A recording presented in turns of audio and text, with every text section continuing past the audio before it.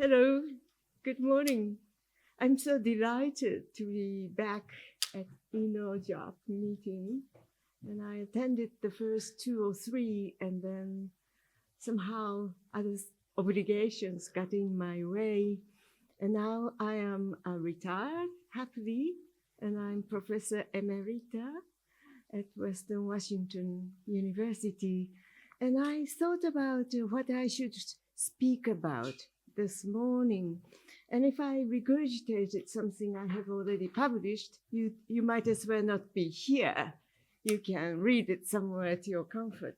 And if I give you something very difficult to follow, I think it's a good time for a nap, but not for stimulating some sort of exchange of ideas. So I decided to go with something I have been thinking about. And I don't think the slide is fitting very well. Anyway, the title of today's presentation is Nishida's Action Intuition, 行為的直感, and Nature in History, 歴史的自然, and Cezanne's Motif. So I think you could get at least something out of today's presentation. Oops, and this is my name and place and date, and so that I am topologically present here.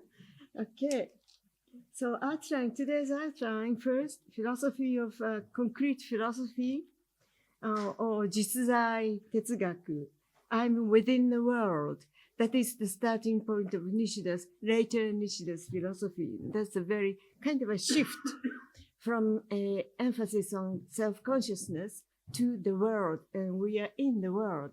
But Heidegger would talk about in the world, we are being in the world.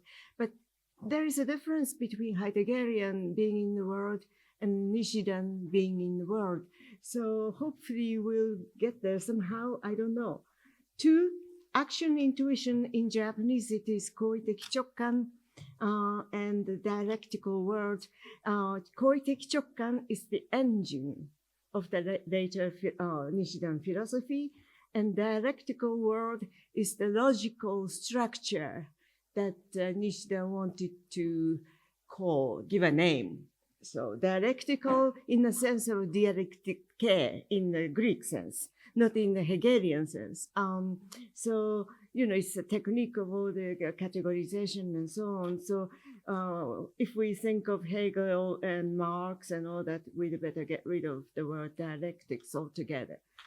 Three, Nishida's Nature in History, 歴史的自然. This one gave me a huge problem for a long time. So I wanted to get down to it and understand what it is. So that's the crux of today's first climax of my presentation. And then I introduced Cezanne as somebody who practiced Nishida's action intuition without his meaning to. And I think by understanding his work, perhaps you can understand Nishida from the back door. And finally, very brief concluding reflections. And then appendix, Heidegger and Cezanne. I am not going to go in because that itself would take a whole hour. And I do not have that time. But there is a text, if you want, original poem by Heidegger titled Cezanne. Okay, so introduction. Philosophy of 実在. 実在 is again a very difficult word. Being, that which exists, the real being. You and I, all of us are 実在. We are existing. And it's almost like Dasein, but it's not Dasein, but it's Nishida would say Hiersein, but that's a bad pun, so don't go there. Okay, so it's important to realize between 1933-34, Nishida went through this kind of a gradual shift of perspective to do philosophy. So if you read anything before and anything after, you are perplexed. What's going on here? So it's good to know that there is a kind of a line beyond which things become much easier to understand. So if you pick up anything written before, it really, really is very challenging. Okay, so this is Etienne Gilson. He was a medievalist, and he said something rather sweet. This is too small for me to read. Okay, it is with the scholar of history of ideas as it is with the painter. Eventual success or failure depends upon seeing the thing from the proper angle. That is, that it all comes down to something as prosaic as putting one's chair at the outset in the right place. So if you put the chair at a little in the wrong angle, you just don't see what Nishida is trying to do. And so it took me 30, 40 years to adjust where to put the chair. And I think Nishida himself was also groping where to put his chair to really make his philosophy concrete. So this metaphor to me is very helpful. So I want to begin with this one.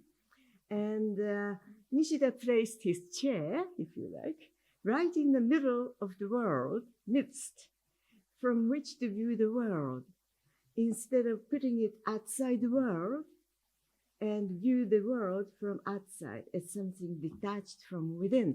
Because in academia, our training is always objectivity, you know, you're not supposed to use I, you're not supposed to say I think, you're supposed to be objective. But it doesn't go as far as Nishida is concerned, because you end up making theoretical analysis and analytical abstraction of life and blood, living reality.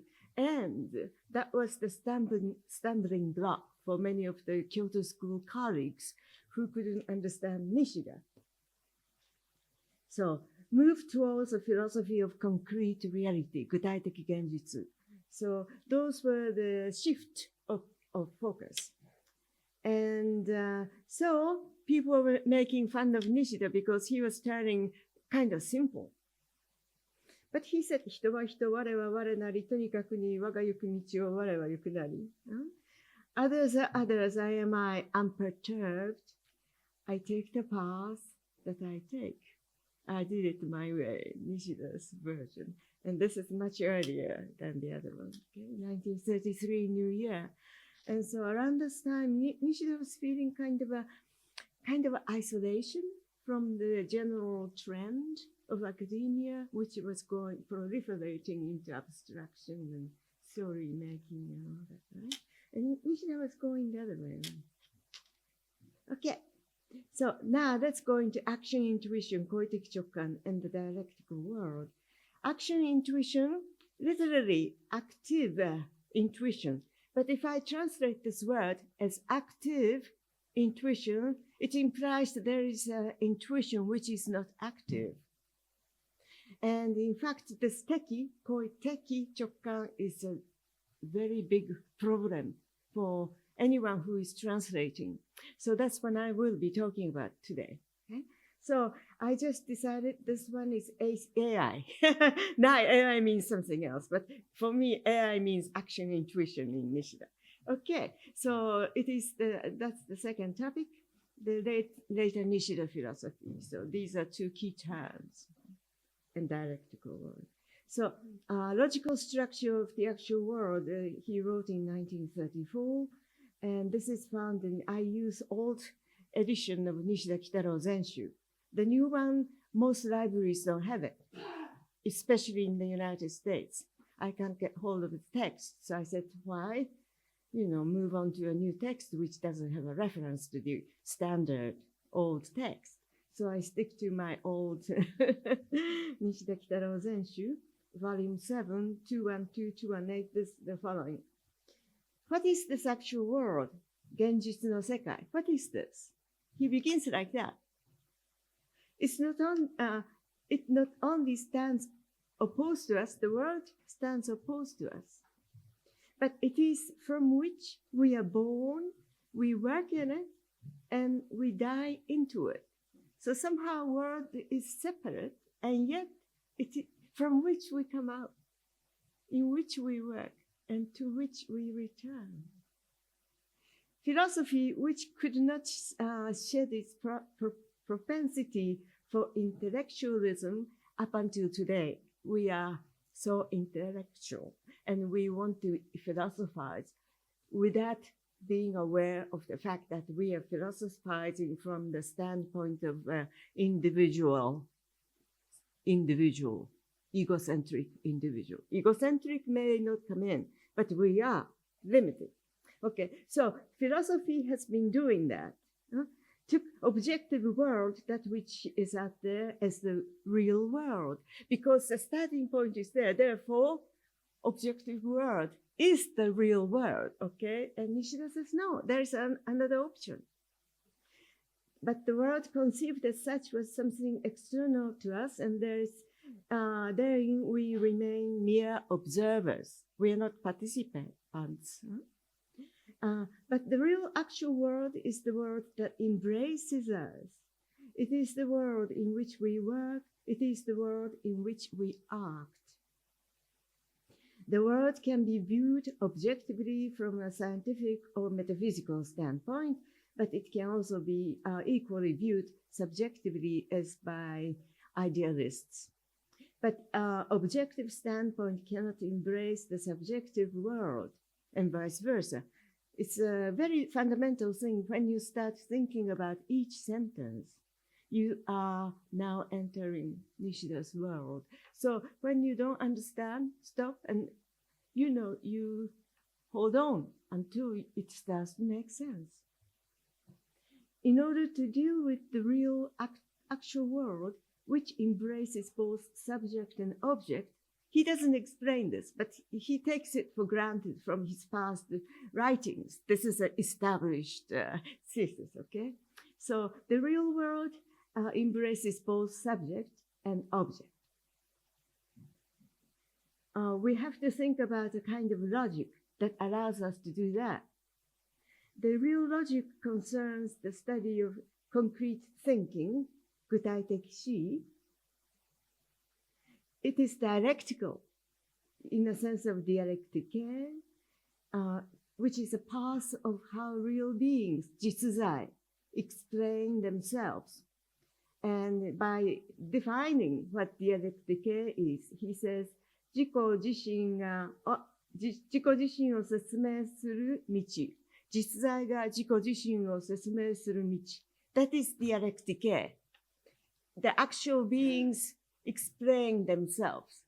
The way they do it, that is dialectical. So this is further development, if you like, of Nishida's logic of topos or basho no ronri, in which topos and that which exists there.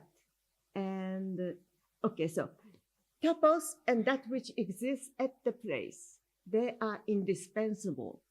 So topos, some sort of X, and we exist there, whatever exists there, a thing exists there. Those things are inseparably connected.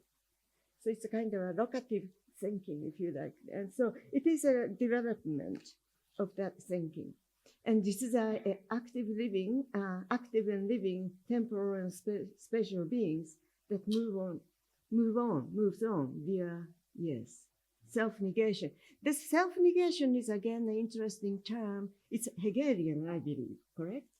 That when we become self-conscious of ourselves, we are negating our previous unity, and we break that unity, we move on to something else. And we are constantly doing this. And he calls it self-negation.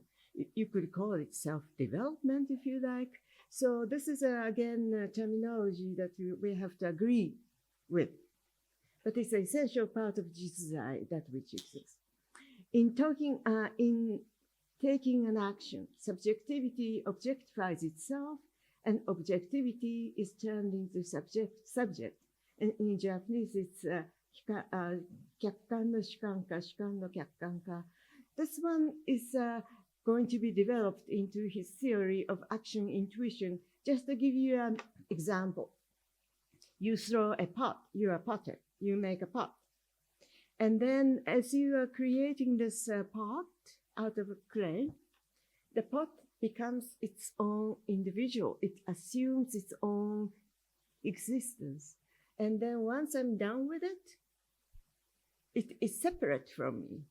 And then it may assume its own existence. It may assume its own value, monetary value, or people may want it, or do you know? So in other words, something we create becomes objectified, and that objective thing becomes subjectified in a sense that people want it. It becomes the object of desire. So there is the subjective and objective dimensions constantly intermeshed. And that is Nishida's thinking at the core. Each action bears the significance of cultural building in this sense. And because when we act, we see some ideas. We don't have to be a Platonist. We see, how can we make it more beautiful? How can we make it more beneficial for the mankind? These are ideas beyond ourselves. And somehow we see that in this action of creation, doing things. So that's how there is a cultural dimension associated with any act of creativity. The artist's creative activity is the salient example of the action of self-negation. So, you know, if you are stuck with yourself, you can never be a real artist, right? A real artist always suffers. So I think that's very interesting. Cezanne suffered so much. Okay, so third one, I'm hoping I'm not going overboard. We began a little late, so yeah, okay. So now this one is going to be a little interesting because 歴史的自然, by inclination, we want to translate this word as historical nature. But if you do that, makes no sense.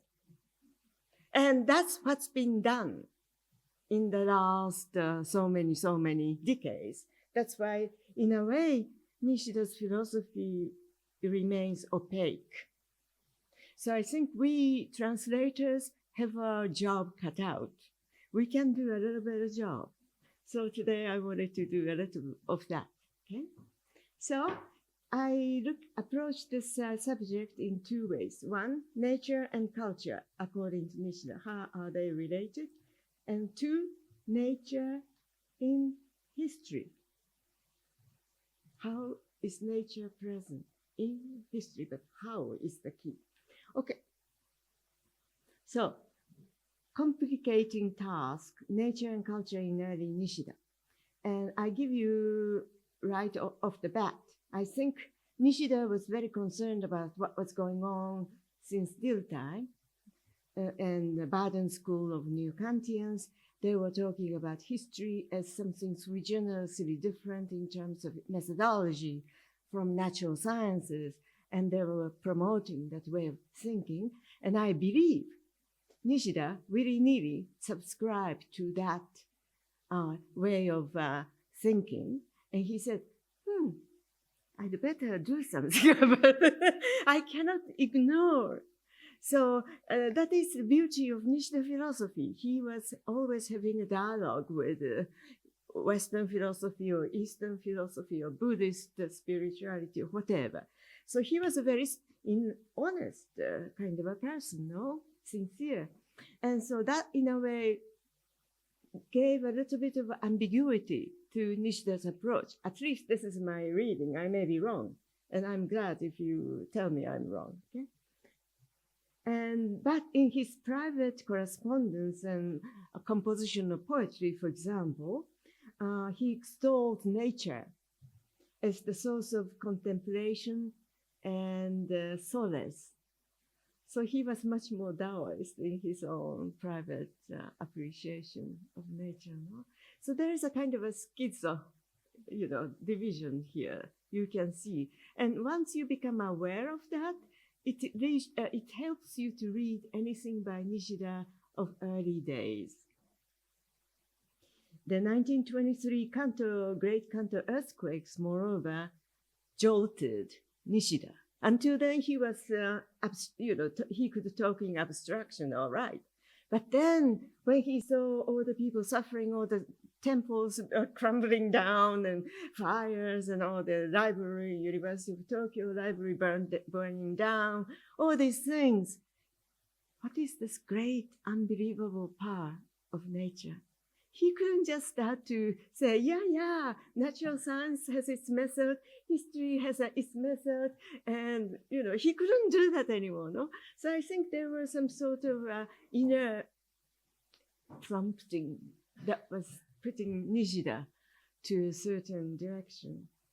So, yeah, next in Zen no Ken, my confession, I didn't know Nishida was so interested in nature as a topic until I began this project. And then, of course, I went back to the very first book and I found chapter on Cezanne, which is nature, and chapter on spirit, which is Seishin, and both are book 2, chapters 8 and 9. And he suggested that we read them together in tandem. Okay, the universe, but he also says, so the discussion is not very cogent, okay?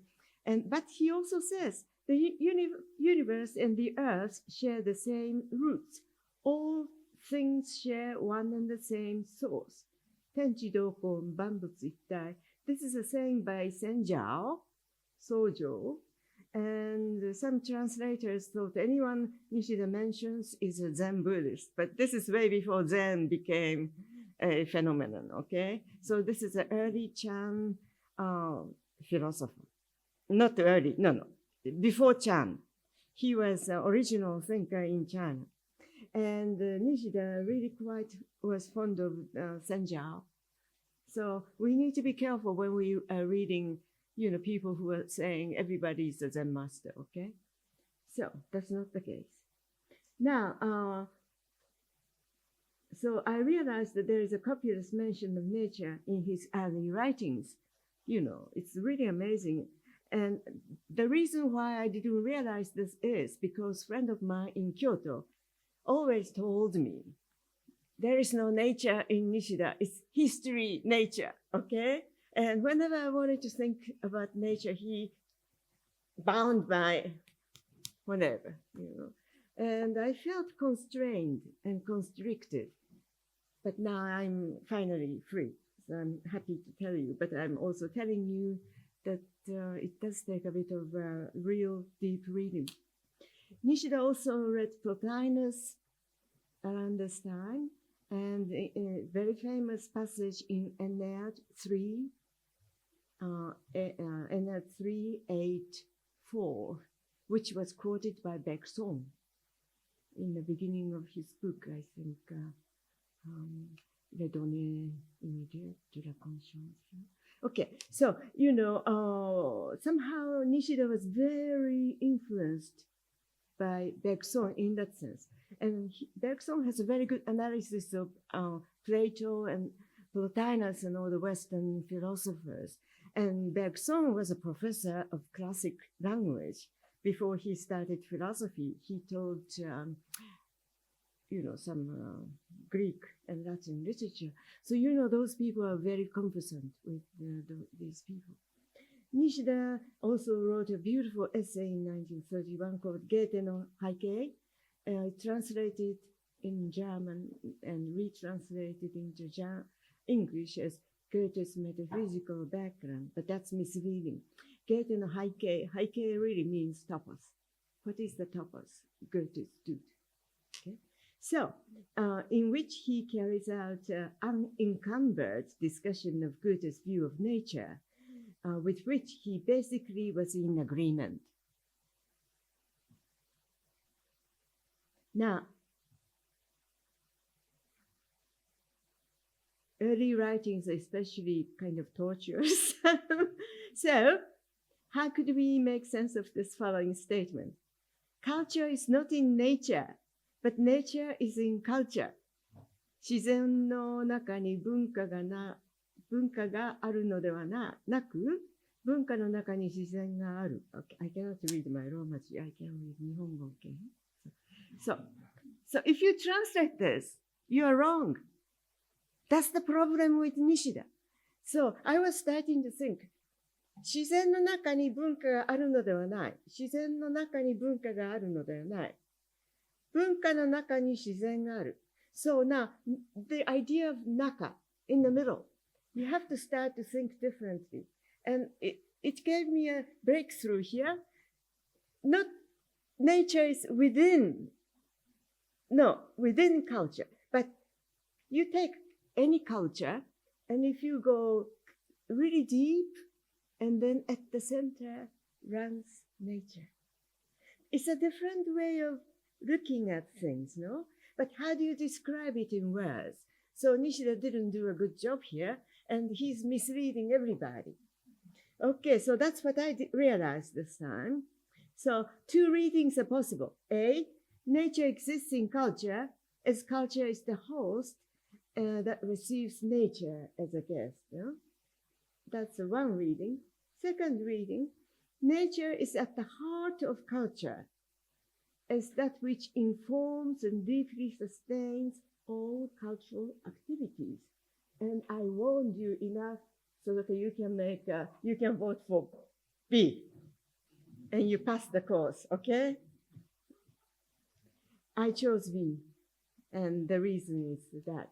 So when you have a Japanese sentence like that, you need to start making a kind of an image of what those things could mean and what would fit better with the rest of Nishida's thinking. So that's the exercise which is required of a translator. It's not just a language proficiency, it's something a little more. Now, this is my Professor Minion's mass painting. I just showed it last week, so I just kept it. So everybody can do some lovely paintings and watercolor, blah, blah, blah. Okay, nature, culture, and history. So this is the second point, 歴史的自然. And this makes appearance for the first time in 1936 in chapter 4 of Logic and Life. And I was actually staggered when I first saw this terminology. So the term 歴史的自然 has to be treated very carefully, just like we treated the other one a little more carefully. So 歴史的自然, literally, history-ish nature. Nishida's aim, as found in his interview given to the Gendai, the magazine Gendai, I think it was given in 1936, the same year, gives me a clue. In this interview, Nishida says, we used to ignore matter when we spoke about personal authentic reality, 人格的実在. But I think that is one-sided. We need to adopt the standpoint, which is neither prejudiced in favor of nature and matter, nor in favor of spirit. For history has material as well as natural dimensions. I explored this kind of balanced reality with my concept of the real in history, 歴史的実在. So he was moving on to talk about matter, to talk about nature, not just authenticity, not just ideas and so on. So that kind of thing. Now there is another thing. This is really fascinating. This is an interview Miki Kiyoshi gave, or Nishida gave to Miki Kiyoshi, and it's not compiled in the traditional Nishida Kitaro Zenshu, but it is compiled in the new edition of Nishida Kitaro. So when I say Nishida Kitaro Zenshu -N, that means that it's a new edition, volume 24, 148 to 151. Miki was working in the field of journalism, and often the titles were given by the journalists so that whenever it's published would sell. So there are less accurate and less philosophical. So that's why I overlooked in a way, but I apparently read it at one point, and I read it again this time. So this is a thesis on nature in 17 points. Okay, I go through this in 5 minutes. One, this is Nishida, and it's a nice summary of Nishida's stance on nature.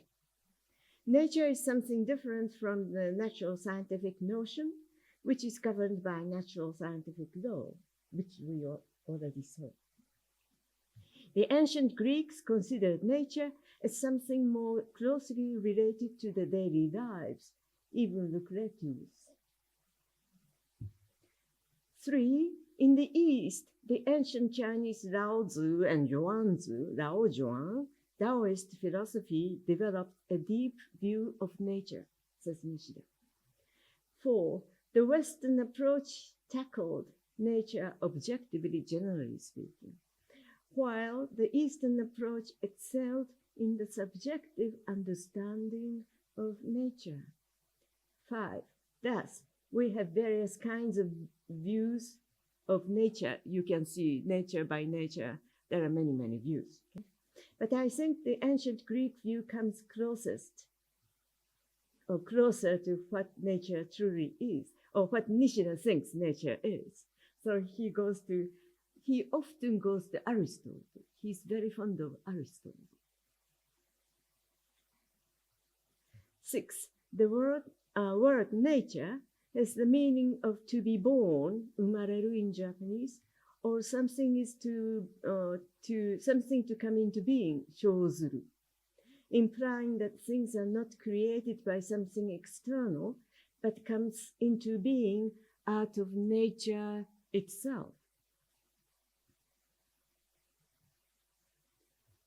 The Greek word physis retains the original connotation, although some scholars, such as Burnett, objected to this interpretation.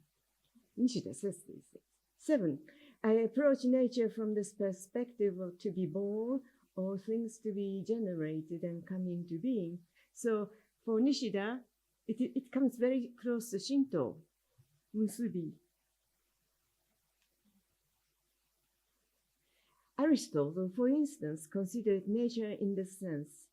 Take his study of how plants originate. In plants, matter and form, hure,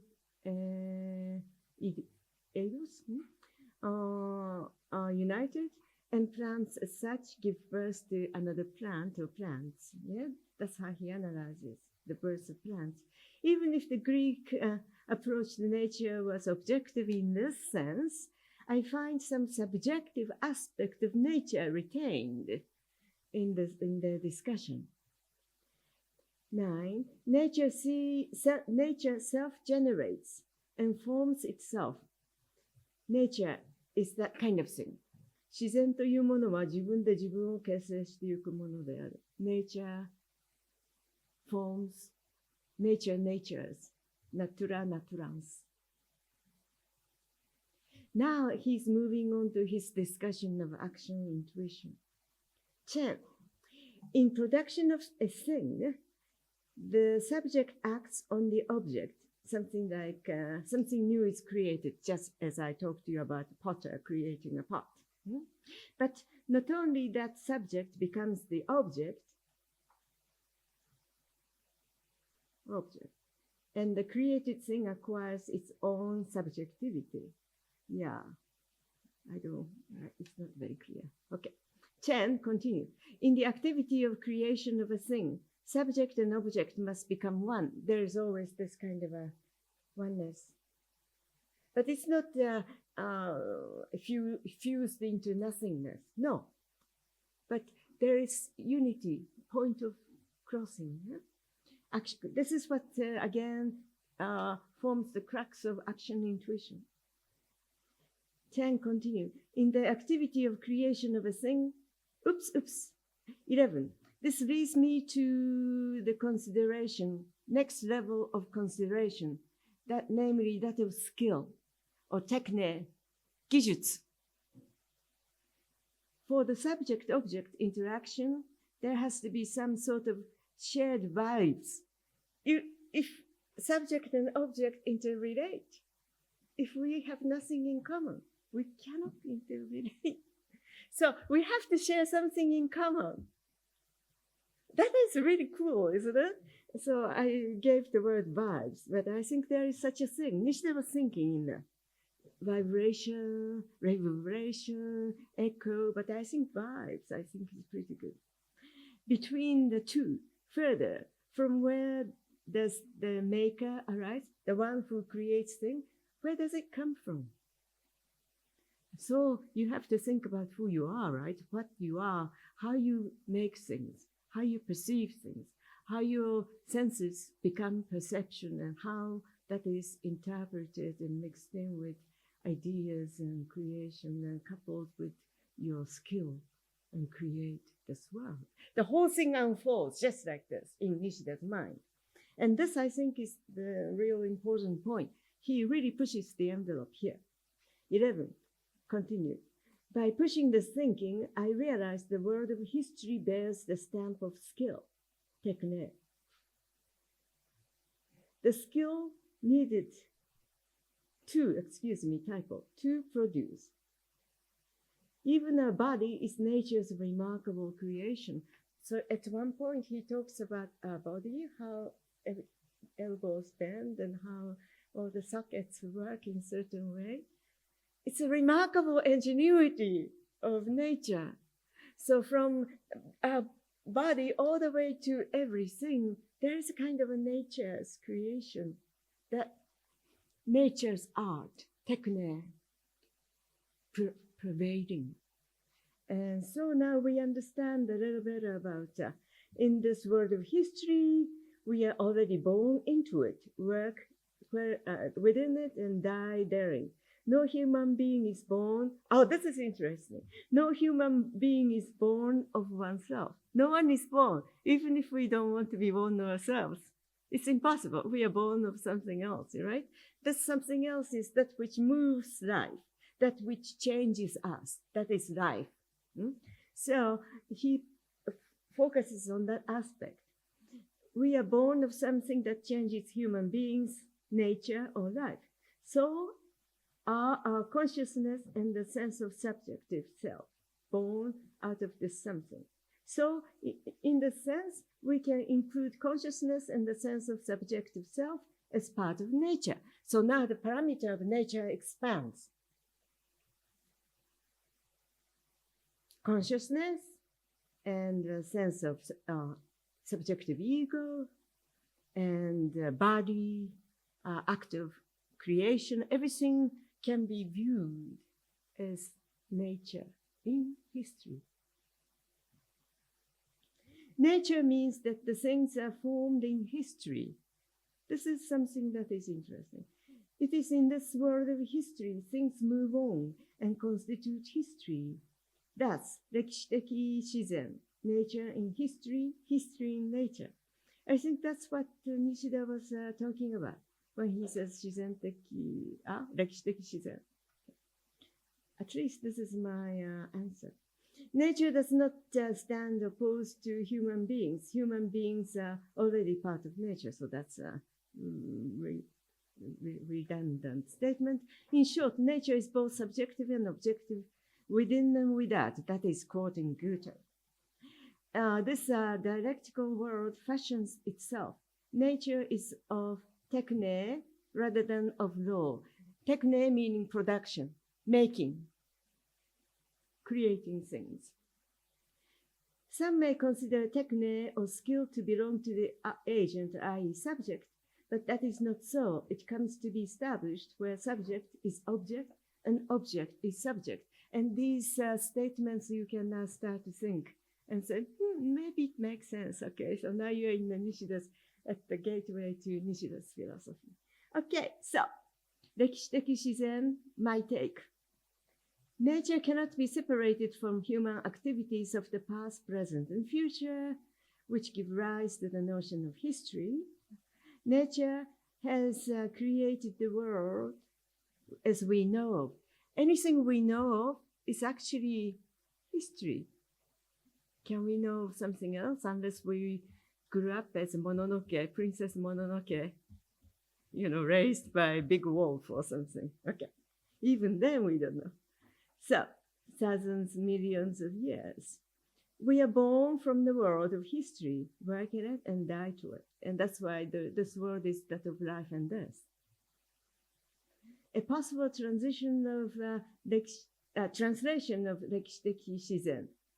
History as being mediated by nature is not a bad translation, I think. That's a pretty good one. Nature is in history and history in nature. I think that's not a bad one, very long. At least then we must avoid historical nature because it remains opaque and does not convey the meaning of this term at all, and it's misleading. Cezanne. The motif, Cezanne used to talk about the motif. Again, Cezanne is a very interesting man, and he creates his own use of words. And so this word motif is multivalent for Cezanne. So it could mean Montaigne's Saint Victoire, which became the object of his painting for the last 10 years of his life. He painted over 86 pieces, both oil and watercolor. Includes the expansive fields that spread at the foot of the mountain, so Mont Saint-Victoire and the hills. That is a very much of a motif, but motif is more than that. He also means by this word sometimes general motif of the painting. And then it is a shorthand for his relationship to the object of his painting and his specific attitude and aesthetic vision he brings to the object. So motif is a combination of all of them for Cezanne. It is I think motif in a sense is like a dojo, karate dojo or something, where you train. And for Cezanne, nature, Saint Victoire was his dojo, I think that's rather nice. You can see that. And here is the beautiful painting of Mont Saint Victoire. And I want to talk about Cezanne because I saw this PowerPoint last year in Bogota. And I was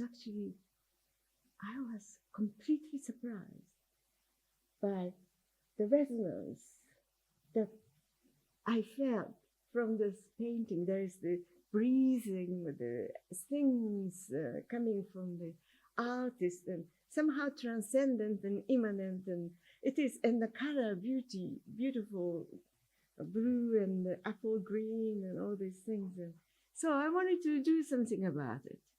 So you never know. And so that is action intuition. Monet's painting, that's the object called me. And I became the thing. And now I'm producing. So it's this kind of cyclical dynamism going on. And his friend asked about a motif. Cezanne answered in this fashion. Gasquet, who wrote a biography of Cezanne. So you're having a good morning, eh, master? And Cezanne says, yes, I'm at grips with my motif. And he claps his hands together.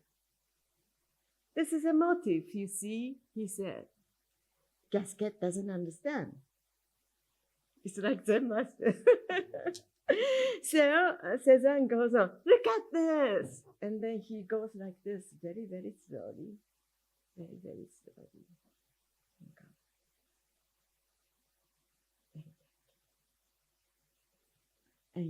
And that's what one needs to achieve this. If one hand is too high or too low, the whole thing is ruined. There mustn't be a single slack link, a single gap through which the emotion, the light, the truth can escape. I advance all of my canvas at once. When that kind of motif moment hits him, he just can work. Motif. Nature is always the same. and yet its appearance is always changing. It is our business as artists to convey the thrill of nature's permanence along with the elements and the appearance of all the change. Painting must give us the flavor of nature's eternity. Nishida talks about eternal now. I join together nature's straying hands, because nature is kind of frivolous in some way, from all sides, here, there, and everywhere. I select color, tones, and shades. That's what artists do. That's the technique aspect, 技術, the skill aspect. I set them down, I bring them together. They make lines, they become objects, rocks, trees, without my thinking about them. They take one volume, value. If, as I perceive them, these volumes and values correspond on my canvas to the planes and patches of color that lie before me, that appear to my eyes, well then, my canvas joins hands. My canvas joins hands. It aims neither too high nor too low. It's true dance and fall. Dance in a sense that's very nicely colored.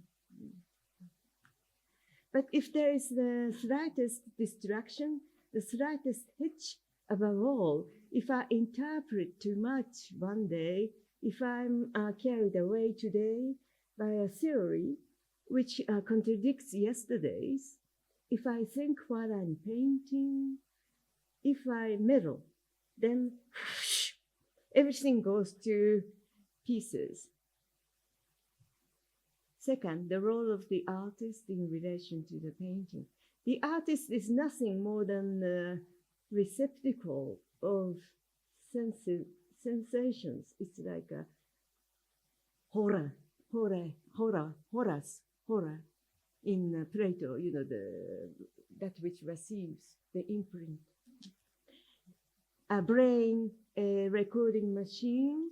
But if he intervenes, if he dares to meddle voluntarily with what he ought merely to be translating. So artist's mission is to translate. But if you start interpreting, then his insignificance creeps in, and the work is inferior. So Cezanne became very aware of where to draw a line, no? And this is from Gasquet. Okay, now, next point is the nature of object. The relationship between nature and artist is one of passivity. I think I took this word from D.T. Suzuki's observation of spirituality. Cezanne, objects enter into each other. Objects enter into each other. This is rather interesting because it reminds me of a Buddhist metaphysical understanding of things are not only contiguous and exist side by side, but they do co-penetrate into each other. Perihoresis kind of thing. Okay. For Cezanne, objects are not isolated static things, but they have a life of their own. They are dynamic, form a complex web of interrelationship among themselves in the artist's seeing. This kind of seeing brings into life something new. This speaks for the artist's vision of action intuition that Nishida talks about. And in fact, Cezanne talked about his seeing as creating. Very interesting. Now, primacy of color. This is rather interesting because I think color for him was like a topos, basho. The delicacy of an atmosphere is linked to the delicacy of qualities of mind. They exist one with the other. Color is the place where our brain and the universe meet. That's why colors appear so entirely dramatic to the painters. Look at Saint Victoire, how it soars, how imperiously it searches for the sun. In order to paint the landscape, I first need to discover its geological structure. I become sharply aware of the color gradations. I feel as if I'm saturated by all the shadows of the infinite. At that moment, I and my picture are one. Together, we form a blue of iridescent hues. I come face to face with my motif. I lose myself in it. My thoughts wander hazily. Only with nightfall can I withdraw my eyes from the earth, from the corner of the earth with which I'm merged. A lovely morning follows. Gradually, the geological structure becomes clear to me.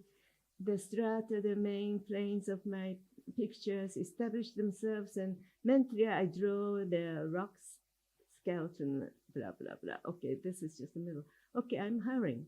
In Cezanne's experience, I hear Dogen speaking. To practice Buddhism is to practice oneself. To practice oneself is to forget oneself. To forget oneself is to be approved by all things that you see. To be approved by all things around us, around you, is to drop off your body and mind, as well as let others to drop off their body and mind. So there is something very similar going on. So, yeah, Nishida talks about Dogen's this particular phrase, Shinjin Dasuraku. Nishida said, at the moment when the body becomes one with what it sees, that is, the body becomes that which sees. Body becomes the organ that sees. It is Shinjin Dasuraku. To drop off one's body and mind is experienced in the artist, becoming fully creative.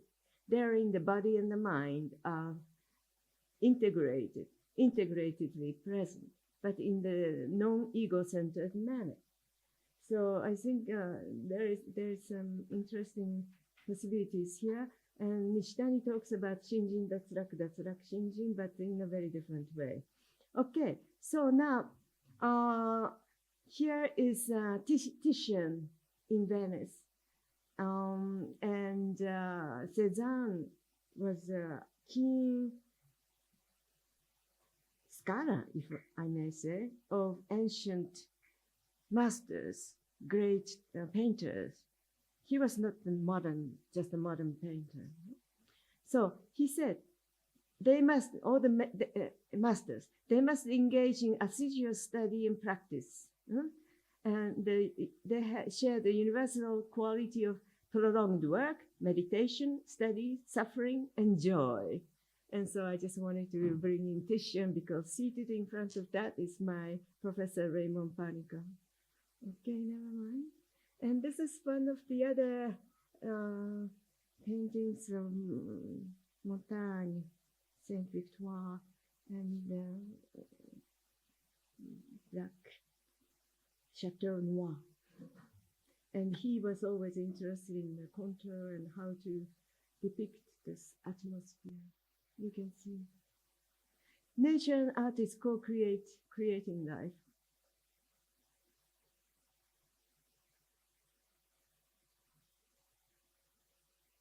Yeah, I think maybe I read this. Nature is complicated, said Cezanne, without mixing a speculative fancy into it. I'd like to put reason in the grass and tears in the sky. You really need to see and feel your subject in this case, object, very clearly. And then if I express myself with distinction and power, there it is, my classicism, meaning my peace. Okay, taste is the best judge. It's rare. Okay. So finally, one conclusion. I conclude my talk. This is Cezanne. There are three basic principles in art, towards which I have striven for 35 years. They are scrupulousness, sincerity, and submission. scrupulousness about ideas, sincerity to oneself, and submission to the object of painting. This summarizes them all. So that was the end of my presentation.